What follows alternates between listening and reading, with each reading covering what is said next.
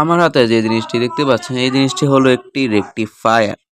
তো রেকটিফায়ার আমি ঘরে বসে মেক করছি। দেন আপনাদের কাছে আজকে সংক্ষিপ্তভাবে জানাবো যে কীভাবে এটা মেক করছি, দেন কীভাবে এটা তৈরি করছি। শুধু সংক্ষিপ্তভাবে আছে, কোনো কিছু খুলে খুলে মানে সোল্ডার করে দেখাবো না। দেন তো মেক করার জন্য লাগবে হলো 4টা ডায়োড আর একটা ক্যাপাসিটর। ক্যাপাসিটর হলো 16 ভোল্ট বা আপনার 25 ভোল্টও নিতে পারেন, যেন 12 ভোল্টের উপরে থাকে এটাই। আর 2200 বা 3300 এই ধরনের একটা ইউএফ এর একটা নিবেন, ভ্যারিয়েন্টের নিবে। দেন 4টা লাগবে, 4টা দেখতে পাচ্ছেন। আমি একটু সংক্ষিপ্তভাবে বোঝাবো আজকে, কোনো প্লাস মাইনাস ধরবো না, শুধু সংক্ষিপ্ত। দেখতে পাচ্ছেন এই সাদা অংশ একসাথে সোল্ডার করে নিছি।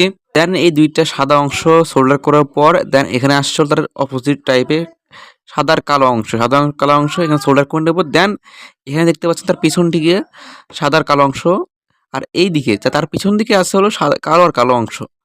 এভাবে সোল্ডার করে নিব। আপনারা বুঝতে না পারলে এই ভিডিও দেখে বানিয়ে নেবেন। যদি বুঝতে সমস্যা হয় আমাকে বলবেন, আমি আরেকটা ভিডিওতে সংক্ষিপ্ত মানে সুন্দর মতো বুঝাবো আরেকটা ভিডিওতে যদি সমস্যা হয়।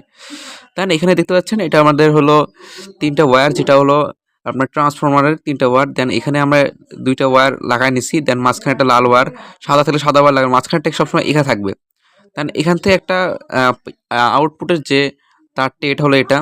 দেন এখানে আমরা প্লাস কানেকশন করবো, এখানে মাইনাস কানেকশন করব, যেটা আউটপুটের তার। আর অবশ্যই দেখবেন যে এই তারটে মাইনাস হলে এটা জানেন যেন আপনার ক্যাপাসিটরের জিনিসটা মাইনাস থাকে। এটা মাইনাস মানে এটা মাইনাস, দেন এটা বুঝে নেবেন।